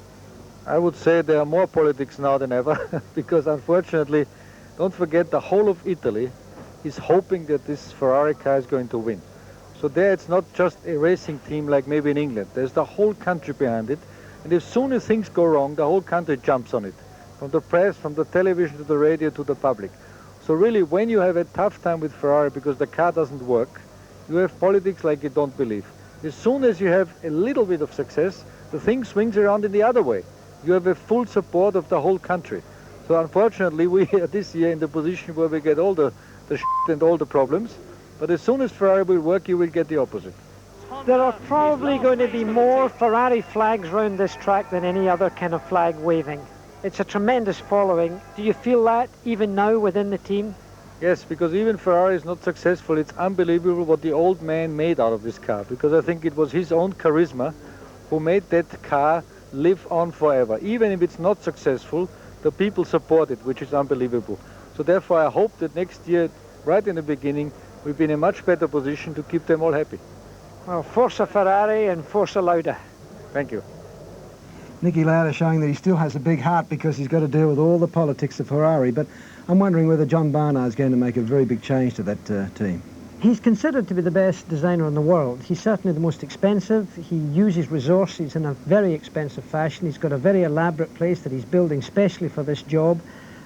He was supposed to be taking on 18 people, I heard in pit lane yesterday, and the total of people are now, the head count's 50. What's his most significant contribution from your point of view, so that people can relate to how good John Barnard is? He was the man who created the Indy car that won very cleanly for the Chaparral team and Jim Hall in a new concept of engineering altogether. He got into ground effects.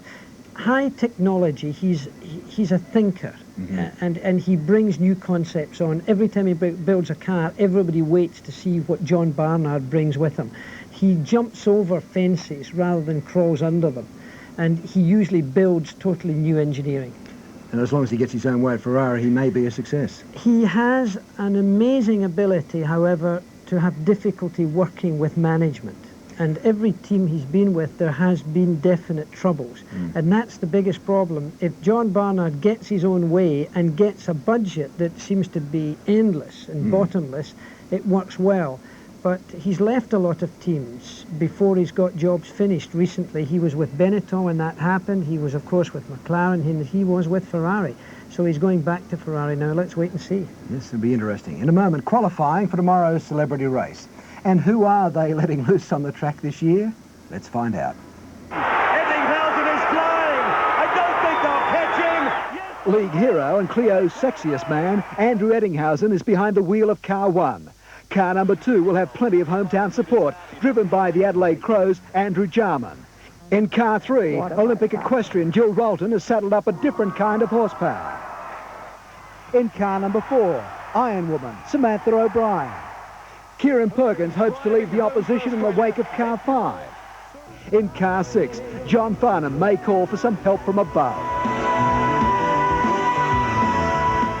Melbourne lipstick entrepreneur Poppy King puckers up in car 7. In car 8, Australia's funniest home video host Lisa Patrick. There'll be no stopping Max Walker in car 9. Car 10 looks set to steam over with Penthouse Pet of the Year Sue Ellen Underwood. In car 11, 3AW announcer Neil Mitchell. Car 12 is driven by Triple M's Ronnie Sparks. Olympic road cyclist Kathy Watt is pumping the pedals of car 14.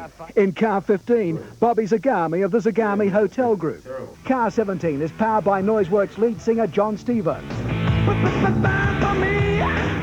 The Telecom MobileNet competition winner Francis Love is driving car 18. Channel 9 weatherman Monty Dwyer has certainly got the speed to take him across the line in car 19. Singer James Rain in car 20 is set to go a lot faster than an Australian crawl. Car 21 revs to the beat of Darryl Braithwaite. Car 22 is the Holden entry Kim McInerney.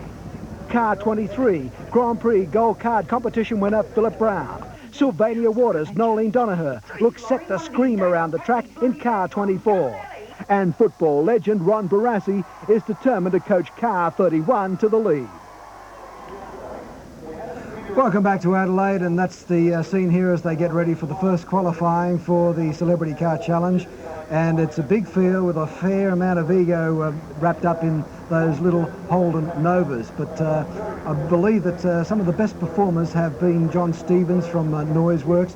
Also, John Farnham fancies himself fairly well, and Bobby Zagami from the Zagami Hotel Group. But we'll be taking a look at those as they run around, try to get themselves a good position for tomorrow's race. But it's a terrific field this year, and obviously each year they get a little bit more serious because they see what's happened in the preceding years at the Adelaide Grand Prix. But a good field, lots of celebrities. Nolene Donaher is in there, of course, from Sylvania Waters, Andrew Jarman from the Adelaide Crows, Andrew Eddinghausen, the man who's voted by Clio as the sexiest man in the world, and of course there's Sue Ellen Underwood from the Penthouse Pet of the Year, and Ronnie Sparks from 2MMM, the radio station in Sydney. So it's a field of lots of celebs from right around Australia. But in the meantime, before the field gets underway in this qualifying session, right now let's go to Randwick. Here is John Tapp for the first leg of the Daily Double. That was a very, very good win by Promenade Dandy. We are at Adelaide for the 1992 Australian Grand Prix. That's the Celebrity Car Challenge qualifying taking place. We'll be back with more of it right after the break.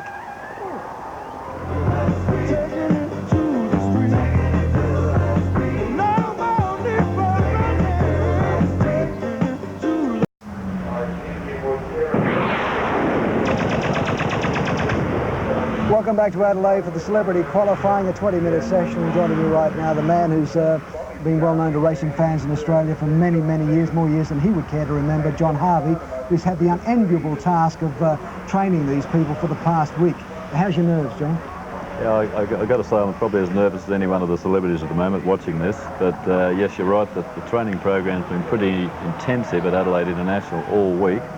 And we didn't have a scratch at Adelaide International until the very last day when there was a minor bump. All right, who's the most promising?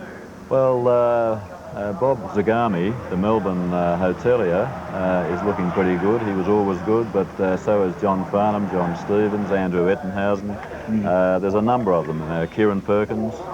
What about Kathy Watt? She only got a licence, what, a week ago, and that was for an automatic licence. She got a licence last Monday, and an automatic arrived at the raceway on Tuesday morning, and so obviously we had to first of all teach her to drive a manual transmission car and then try and get her up to speed. But Kathy's aware that she won't win the race. So she's in there for a bit of fun. But right now we've got our eyes on John Farnham, Whispering Jack, and he's been talking with Charles Stewart. John, a few of the people here feel that you're a bit of a favourite. I mean, do you think that sort of is justified? No, I don't think it's justified. I don't need the pressure, and there's some serious competition out there. I mean, I guess I'm in there with a shot, as is everybody else in the car.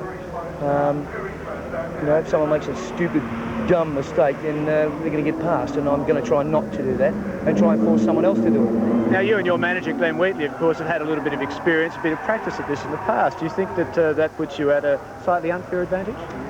Unfair. Actually, one of the guys in the race, a fellow named Bobby Zagami, who's a red-hot shot at this, has been racing go-karts in the past. So, I mean, he's pretty hot, pretty good. But I think, you know, as I say, I really believe that we've all got a chance. Well, he gives himself an even money chance. I think the one thing that John would like to do is beat John Stevens, his sidekick in Jesus Christ Superstar. A bit of competition between the two. A lot of competition. They've been at it very hard all week. In fact, they were scheduled for Tuesday, then a day off Wednesday, and they pleaded with me to come back on Wednesday for extra laps, and I said, well, maybe a couple of tickets to one of your concerts and I can fix it. So I got a dozen. Well, John Stevens has already given his car a little bit of a nudge. The winner of tomorrow's race does get to keep one of these Honda Novas, don't Yes, keeps the car, yes. Oh, well, I don't hope... Oh, well, maybe John hopes it's not his. A few shortcuts. Kim McInerney there, I think it is. Yeah, he's the dealer from Hobart, competition winner. Jackie, all the celebrity challenges that you've seen right around the world, have you ever spotted a potential champion? Now, be honest. There's been some very talented drivers. For example, I remember Knopfler of Dire Straits having an accident here, actually. Mark Knopfler, however, is a very talented driver, and I think would have been, whoops-a-daisy, a little bit of action there from our celebrities, but I think Mark could really be a good driver. I was asking John Harvey how the equestrian girl was doing, because I've found that most equestrians, for example, the Princess Royal, Princess Anne, is an extremely good driver. I've had her at a racetrack and she drives very well. So also does Mark Phillips.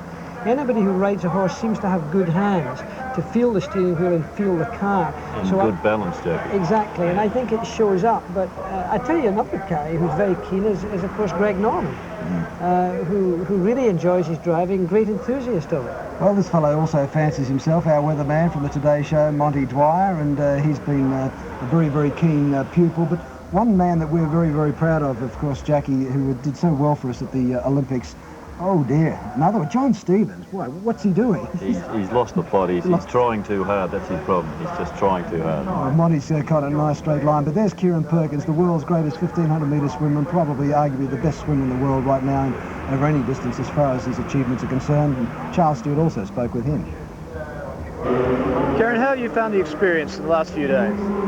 Unreal. I'm absolutely loving it. It's great to get out on the track and learn how to take a car around as fast as you possibly can. And it's nice to know that it's not your car. Now, you're a long-distance specialist. This is a bit of a sprint. Do you think that's going to put you at any disadvantage? Not at all. The race actually is a little over 15 kilometres. So 15 kilometres, 1,500, it all sounds good to me. Good at his numbers, knows the 1,500 very, very well. Kieran Perkins in the Celebrity Challenge qualifying. We'll be back in just a few moments.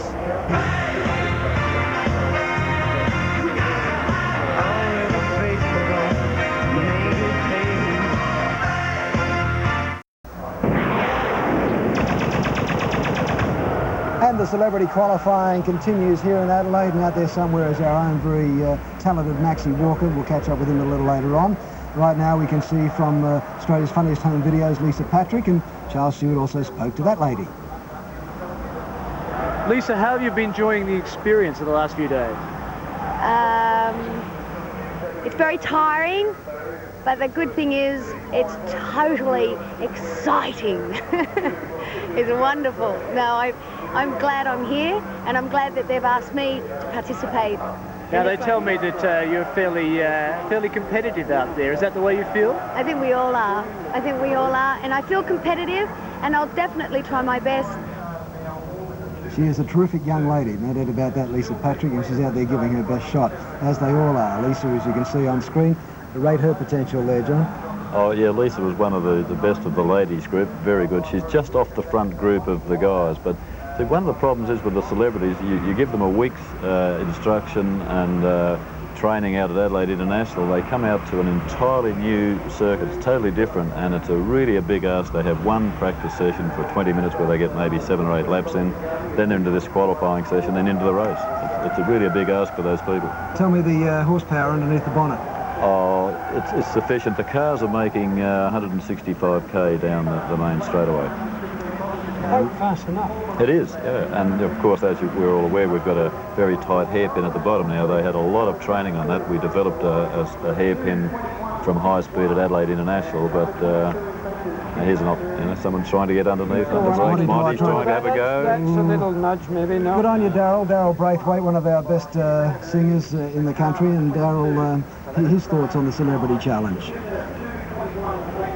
They're all, I mean, everyone is really competitive anyway, no matter what, even if you say no, they all are, they all want to win, which is good. What are your expectations then for the race day?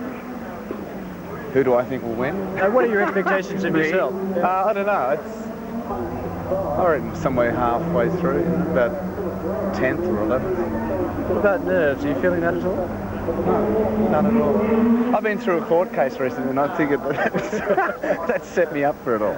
Nothing could be that hard. No, not at all. So Darryl Braithwaite has been in training in court. He reckons that it's nothing when you get to the track here. Darryl Braithwaite being pursued by Monty Dwyer. I think Monty wants a piece of the action. Well, Monty's been a sleeper. He started off slow in every training session, and then he's come good at the end, and we all think he's been sandbagging, and he's waiting for Sunday. Jackie, I haven't had a chance to go on the Celebrity Challenge yet. I don't know whether I should accept an invitation or whether I should put out feelers for one next year. What do you think? I think there's every reason to say so, because I've heard, as a racing driver, you're a remarkable sports announcer. I think you would enjoy it, because it's quite a thrill to drive the car. I think you should do it, and then we can sit up here and talk about you. Yeah, you'd do a good job on me too, wouldn't you? Oh, no, not us. Not you. Right now, let's have the thoughts of Monty Dwyer. Forget it, Jackie. Because I'm hardly a Formula One contender, and I don't think I'll win this race either. All right, you know what is in store, though, with the track. I mean, what do you expect is going to be the most difficult part for you? Staying on it. What about victory? I mean, is that really a serious thing for you? Oh, not really. But there are about 8 or 10 blokes here in this group who are complete maniacs who are going to go for it with everything they've got. And I think there'll be a few fall off the track. I think that's a pretty fair bet. I'm wondering if Monty places himself in the maniacs class.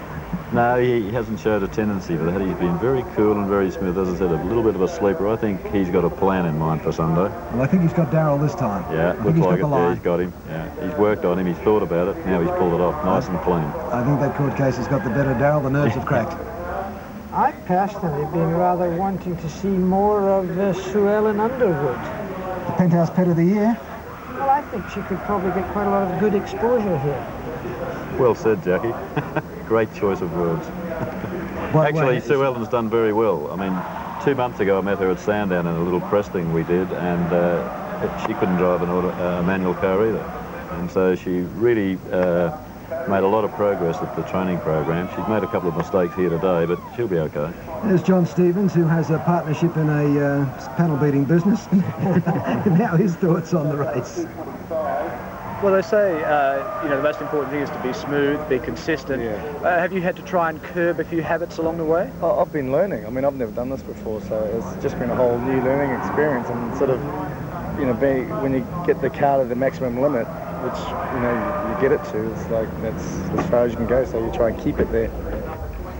Well, he's a good rock and roller, and he's certainly putting a lot of rock and roll into his car right now, John Stevens. And we're going to see the incident that resulted in that dent there, and Oh no, he actually had the dent before. He just went a little bit wide there, but boy, oh boy, he's used every bit of the track, John. So you've told him if there's a bit of track to be used, make use of it. Exactly, but he said before he was looking for the limit. He's obviously found it. Let's hope he can just pull back from that a little bit. He's getting a bit of a nudge, wink, wink here. That was a big one. Actually, that was a bit induced, that one, I would have to observe. Yes, it didn't look to be the accident it probably should have been. No, I think John I think he had a little bit of help in the end there. Yeah. Yes, I think so. I think he was well set up for that one. A bit of petrol leaking out onto the track right now. Maybe that'll shorten the qualifying session. It'll certainly shorten the car. We might have to drag out the spare car if we've got any left after this. Are you game? You're going to give John Stevens a spare car? That's what you call a short chassis Nova. Let's take a look at we've got a replay coming up of the incident as they try to get the car. John Stevens and Ronnie Sparks from Triple M. Look at Ronnie. He accelerates at this point, and all you need to do... Gets on the inside, look. Look, all you need to do is give a nudge. And now he's kept accelerating too. And see the brakes come on in the end. Yeah. And he pushed him off.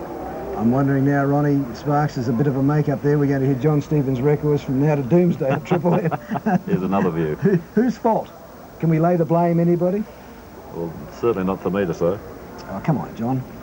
Ronnie Sparks has probably overextended himself. Well, let's say that both drivers are a little inexperienced in this paper, and given some more experience, it probably wouldn't have happened. Yeah, well, that's one little Holden Nova that's got a lot smaller in the last few seconds. A lot of work to do there tonight. I don't think you're going to get that one ready for tomorrow. You will have to pull out a spare car if John is to race. And there's the flag, the checkered flag for the qualifying session. We will find out a little later on just how they do line up on the grid, because it's not absolutely based on times. It's at the judge's discretion, the official's discretion, so we'll have to wait on that. Lisa Patrick came across in one piece. And then we've got Sue Ellen Underwood. I just wonder how Maxie Walker. Where is Maxie? Oh, Maxie, where are you going? The wrong direction, my son. my co-driver on Wide World of Sports every weekend. He was really looking forward to this, but it looks as if he's got out relatively. Yeah, the car's fine. He's okay. Yeah, big tangles. He's got those big size 10s there planted to the metal, but he intended having a pretty good time, Max. He's got, as he said, he's not the most coordinated Peter. Oh, yes, it's a victory salute. I made okay. Yeah, he's recognising your conversation. Good on you, Max. Well done. We'll be back with more in a moment.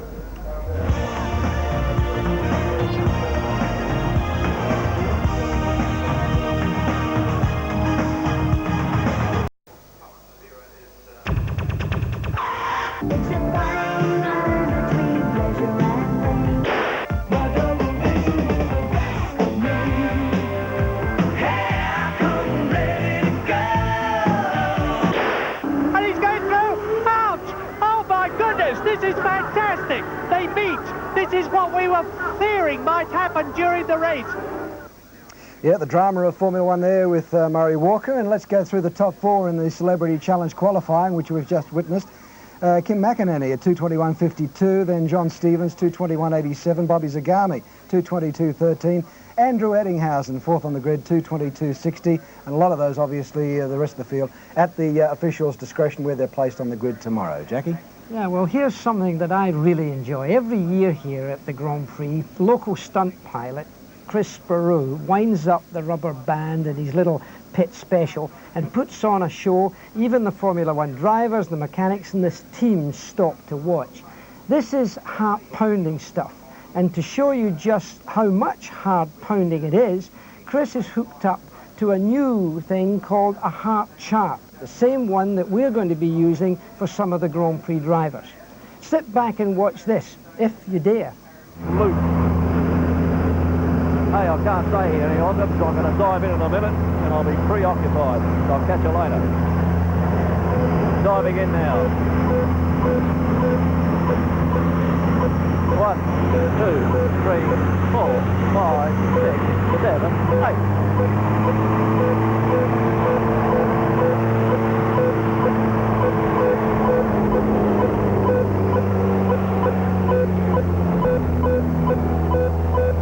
Okay, vertical, pushing over the top, negative. You see the ground coming up now. There's some gyrations on the way down.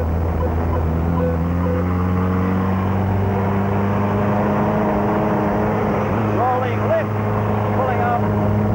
60 degrees angle of spinning, rolling to the left, and I'm going to push it. inside of move 1.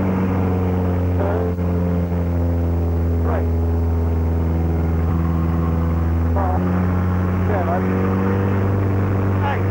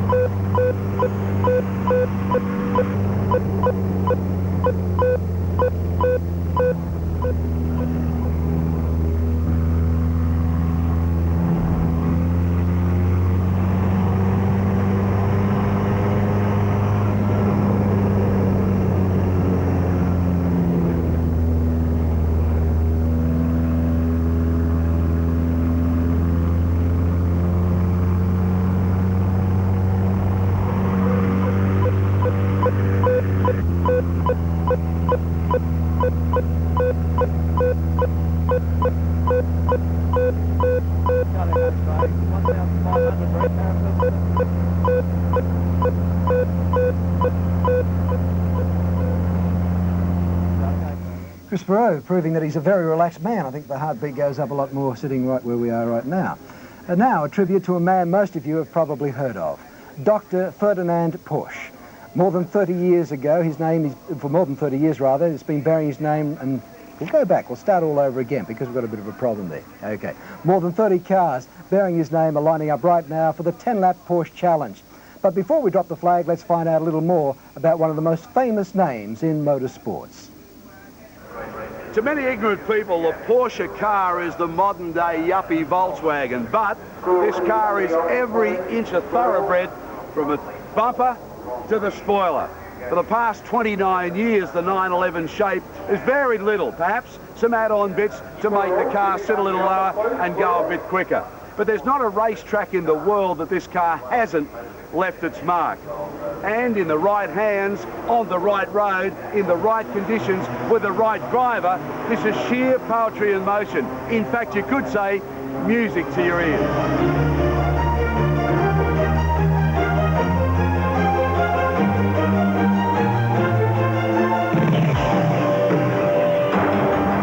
The Porsche car. People either love them or make jokes about those who drive them. Whatever, it's one of the most enduring and envied names in sports car history. Here in Adelaide, 36 cars will compete in 3 different classes in the Hang 10 Porsche Challenge. The race is the climax to the racing year for drivers who have competed in the annual Australian Porsche Cup Championship. The top-of-the-range A-class cars peak around the circuit on 220 to 240 kilometres an hour, when their 300 braking horsepower engines are let loose. The A-Class allows more body modifications and lower power-to-weight ratio. To buy in, it's a hefty $200,000 and around $35,000 racing costs. The C-Class cars are road-going standard machines with modifications mainly to brakes and suspension. It will cost you between $30,000 and $60,000 for the car and around $10,000 to get racing in the championship. These vehicles provide the entree to the world of racing Porsches.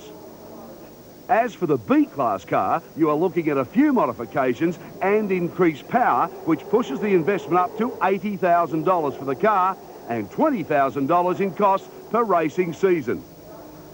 The cars racing around Adelaide carry with them a history of innovation and winning. The story of Porsche is one of success and riches with the occasional failure. Porsche have made several short forays into the world of Formula One, but each time they end up having to refocus and concentrate on production-based racing. And today we'll see why this car fires up the imagination and the track. Yes, indeed. Marvellous looking machinery. Well, an entire fleet of Stuttgart Stormers are ready to do the Porsche name proud. Let's go to the track. Thank you, Ken. Yes, a lot of machinery lined up here. 33 cars, in fact, and they're lined up right around the end of the straight. As you can see, back round the corner coming onto the straight. A lot of money tied up here. And Alan Jones, surprisingly enough, as expensive as these cars are and as quick as they are on the road as a production car, they're still some 6 seconds slower than a Group A car. Oh, that's right. But I mean, at the end of the day, I suppose they still are able to be driven on the road.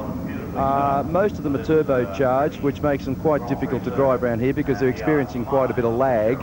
And having the old engine on, at the back of the rear axle doesn't help around here. Oops, a daisy. Okay, waiting for John Stevens and some of the celebrity cars to be moved off the track before the Porsches can be let loose. So we'll take a break. Stand by, Australia. The Porsches coming your way shortly.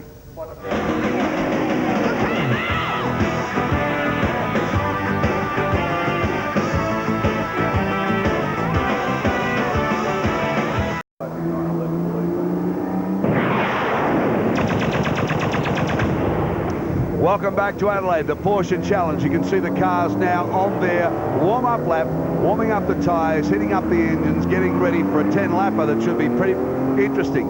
We'll go through the grid for you. There are a lot of cars here, 33 cars at Adelaide, which is quite amazing. Lovett is on the pole with a time of 1:46.60. Then there's Morgan, Peter Fitzgerald, that's been around in this class of car for a long, long time. Jarrett, Muhlengrath, and then Witham. Nichols, Hones, Loiper, Wallace, Trihorn and Nicolaides. They're the main players in this particular race. Now, Alan Jones, you can go back with the Porsche car to 1982 when you drove for Alan Hamilton, Porsche Australia, the 935, and you're unbeatable in that car. You won the series. Yeah, it was a great car, 935. It had a heap of horsepower. We had about 750 horsepower, and it was a really pig of a car to drive, but it was great because it had a heap of horsepower, and having the engine in the back of the car, when you accelerated, it literally almost used to lift its front wheels off the ground. And you had to judge that and allow for it, and it made it quite interesting, to say the least. I'd imagine they'd be a handful round here. Yeah, they are. I mean, particularly the turbo ones, because they have the lag and then it comes in. And as you can see, it's a 10-lapper. The track distance is 3.778 kilometres, and the race distance is 37.78 kilometres. During the year, of course, the championship has been run and won. Mike Tankard, Chris Stannard and Trevor John in car 7, 35 and 49 took out the respective places 1, 2 and 3. But interesting enough, the winning car was a Class B car, and the two other cars, second and third, were Class C cars. So we'll see them all in action here. We've explained that to you, the differences. Ready for the lights to come on and racing. Red lights, 5 seconds to go.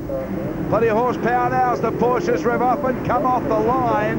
And all getting away to a good start. No, number 6 is out. We'll come back to that in a moment as they come up to the end of the straight and through the first of the corners. Yeah, Peter Fitzgerald is a front engine car, probably the best handling car in this leading group. He's really got to take advantage of these first couple of corners because the other cars, although being rear engine, won't go around the tight corners as well as him. They'll certainly have longer legs down that straight. You can see Peter's all over. He's trying to get through now because he really has to try and get past these cars and pull out a little bit of a gap before they get into the main straight. He's actually being held up a little bit. And if he doesn't, you can watch the turbo cars. They'll romp away down that long straight. Well, Greg Lovett doing a pretty good job at the moment out in front of the white car. He did take pole with practice yesterday and really starting to get a little bit of a buffer, if you could call that a buffer, in this class of racing. But, Alan, it is interesting to note that some of the investments here are up as high as $200,000 with the Class A cars, and we're talking something like $150,000 for the Class B, and around about $80,000 to get into a production car, and that's without any running costs. That's no racing costs included in that. Well, and of course, a lot of them are collector's cars now. There's some very rare, valuable cars out there, and I'm not real sure. I had someone having a big go up on the inside, but I'm not sure if they did dent them now, whether the parts would even be available. Yep, good move on the inside. So, as we watch there, as Chris Muhlengrath came up on the inside and moved up a spot, but it's still Lovett out in front in car 16. That's a Class A car, doing it pretty well. Can't really shake the opposition, though. So coming up again for the end of the second of the laps. There's 10, of course, in this race, so there'll be 8 to go.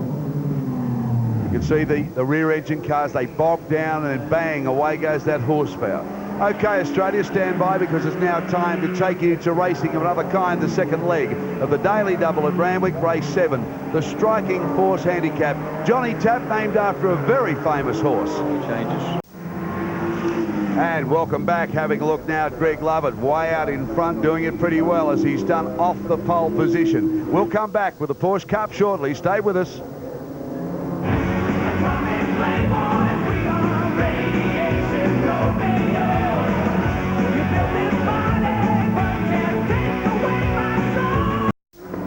Welcome back to Adelaide. Porsche Challenge. 3 of 10 gone now. It's Lovett, Jarrett Fitzgerald. The real battle between Jarrett and Fitzgerald at the moment. Then Morgan Nichols and Loiper. That's how they run. But now Fitzgerald has fallen off the pace a little bit back in 3rd place. But Lovett, he's done a great job, really. He's throwing the car around. He's been pretty aggressive the way he's attacked this circuit. He has. He did a really good start, and he's pacing himself, and he's driving that thing really well. It's, I thought Peter would have been probably a little bit further up, because I would think the 2 cars in front would be harder on their tyres than Peter's car. His car's a lighter car, front engine, probably, as I said before, should be considerably better handling through the tight, twisty sections. And being a lighter car could be a little better under brakes, but there's still 6 laps to go, and it would be interesting to see if all that comes into play later on.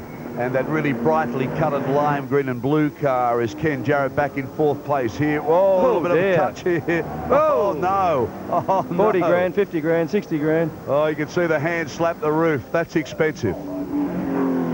Well, I guess if you're going to race around a circuit like this, you can't tippy-toe around it. If you make a mistake, the end result is you're going to hit something. These blokes don't muck around. I mean, they really do take their racing quite seriously. They've got really good transporters, some of them, and they spend a lot of time, effort, and obviously money. Here we go, up on the inside. Oh, the boy didn't give anything away. He wasn't going to be there. Tony Williams in car 66, and the bang of the roof. He's just, look what's happened to me. He had the P plate on the back. Well, now we can see a little bit of action coming up this way now, because Lovett getting pressured a little bit more now by car 18. That's Jeff Morgan. It's a Carrera, quite a valuable car. They were only made in very limited numbers and a lightweight body and very stark interior. They were actually bought that way from the factory, and quite a collector's car. Whoops, a little bit sideways there as he comes out.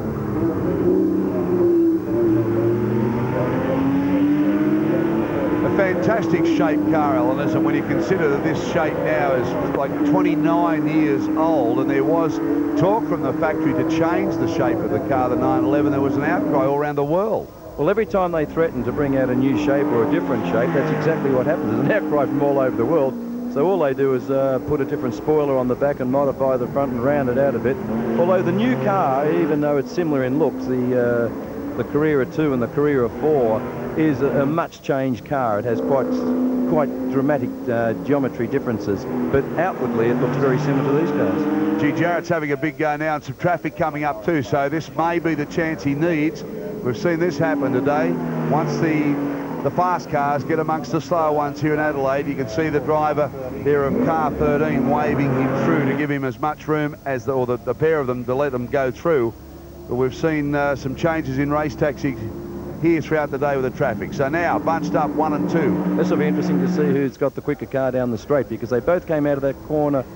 Yeah, he's gone to the inside. He's going to make him work for it. Yeah, no. Lovett's car probably a little longer leg down the straight. So Lovett retains the lead. Jarrett now putting a lot of pressure on him under brakes. He'll try and get the run up the corner. It's a little bit of dance going up as he comes into that corner, looking for the run out of the corner. Puts it up on the inside. But Lovett's only got to hold the racing line there to hold him out. Yeah, Morgan got on the power just a little earlier then and came on quite cleanly.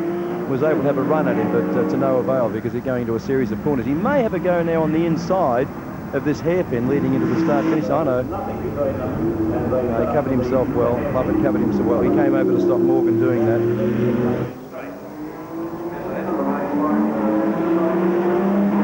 So up against across the start finish line once again.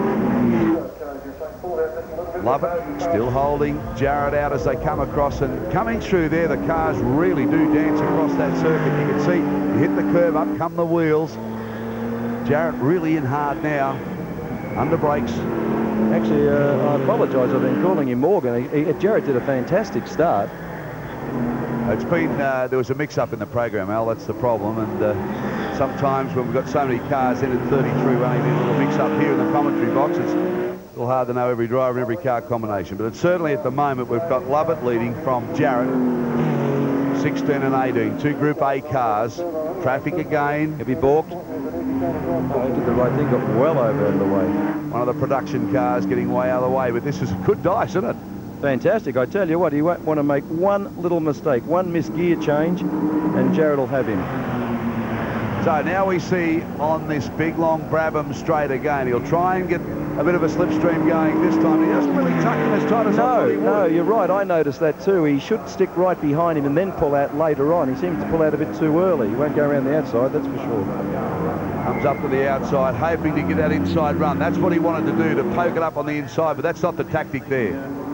No, there's not enough room. You're no sooner out of that right-hander than you're going into the left-hander, and you'd have to have twice the horsepower and put it to the road to be able to make that sort of move successful. Similar-looking cars in preparation, colour scheme, and in performance. You can't get much more even than this. They've really run away from the rest of the field at the time. Now, there's a lot of traffic ahead this time, and they may pick them up at the end of the straight. This could be really interesting. Yeah, down into the chicane. That's exactly right. So Lovett holding out Kenny Jarrett in second place at the moment. They've really strutted the field at the moment. Here's the traffic we talked about, right where we thought they'd meet them. Actually, I tell you what, they're doing the right thing, the back markers. They're all obviously looking in the mirrors and getting out of the way for the front runners, which is great to see. Lovett attacking this circuit, and so has Jarrett, but Lovett has done it from the green light. He took pole, been the fastest car over the weekend's qualifying, certainly came out of the blocks well.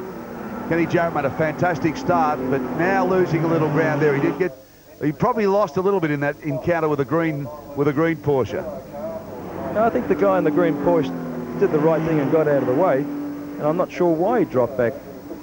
There we go. Now there's another one in front. It really just will be a matter of Lovett being balked and not being able to get onto the straight as quickly as he'd like, and I think Jarrett will take advantage of that. Through they come.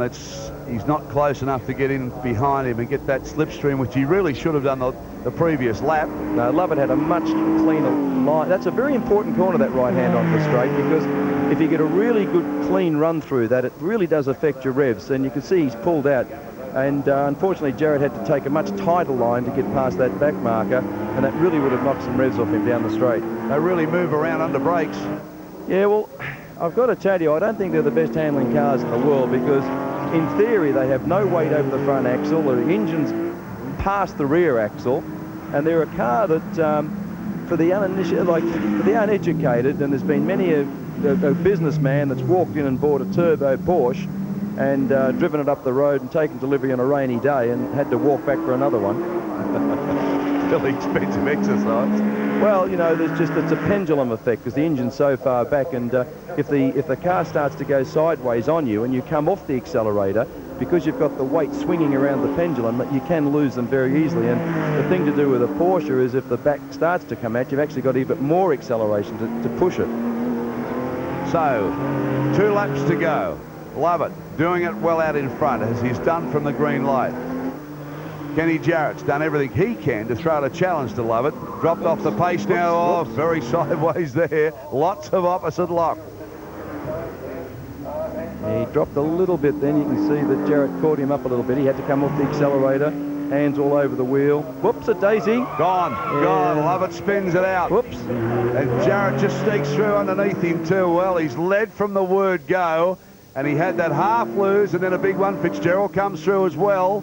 Interesting stuff now. We've got a motor race. Yeah, it looked to me as if his tyres, Lovett's tyres were starting to go off. The car was getting a little bit towy under brakes at the rear, and it was starting to slide out more and more on the exit of the corners. And sure enough, that's what happened. Now that's second, third and fourth you're looking at there now, with Peter Fitzgerald in the red car moving into second place. Jeff Morgan's back in that brightly coloured car we talked about, and of course Lovett sandwiched between them after he spins. So want to try and make amends. Here we go again, AJ. Yeah, he's coming in, goes a bit wide, puts lots of lock on, gets up on the ripple strip, and she's all over Red Rover. Locks everything up and slides over, and pretty lucky here because Kenny Jarrett did a nice job. He hit the brakes, lined it up, and went through nicely. Well, when you're on a road circuit like this and you have a lose, you've just got to get onto those brakes as quick as you can and retard the car retard the car in any way you can, because if you continue to let the car roll, you will hit the wall. This is interesting now, look. Well, this is the last lap, and Peter Fitzgerald now has Lovett behind him. He has Morgan behind him. So that's the battle now. Look at them throwing the wheels up in the air. Desperate stuff now. Kenny Jarrett's only got to keep it together. He should win. This is the interest for second, third and fourth. Lovett, of course, led all the way. Now back in third spot, chasing Fitzgerald. Oops. Fitzgerald throwing the car all over the track, getting pretty sideways. If Jarrett can keep fairly close to Peter going onto the straight, the extra horsepower that he's got should allow him to get past Peter down the straight. But he's got to be able to get close enough to take advantage of that as they go onto the straight. Lovett sitting in behind. Peter Fitzgerald as they come around now. Fitzgerald in the red car. Yeah, I think Peter's just, that's what he's done. He's used those slower corners. And he's pulled out a little bit of a lead, and I think that might be sufficient to keep him in front. So Peter Fitzgerald in second place. Our race leader, Kenny Jarrett's done a good job. He avoided all of the spin of Greg Lovett. Took first place from him. Smoke pouring out of one of the cars. They come down the straight. Should get that off the track as quickly as possible. So Kenny Jarrett is going to take this Porsche Cup out here at Adelaide, no doubt about that. Here's the interest in second place, and look at this Porsche get it off the track, blowing oil and smoke and goodness knows what out the back of it, and getting in everybody's way as well. Well, that's terrible driving. That's really bad. On the line and everything on the last lap. So Ken Jarrett coming around onto the main straight. He'll take this out. Well, he hustled and kept the pressure on, and that's what motor racing's all about. So he'll be pretty happy with that. Convincing win to Kenny Jarrett. Second place, definitely going to be to Peter Fitzgerald. Greg Lovett, who led for all of that time before the spin, and Jeff Morgan comes home in fourth place. Interesting race, finishing up with a surprise winner. Back shortly to Adelaide.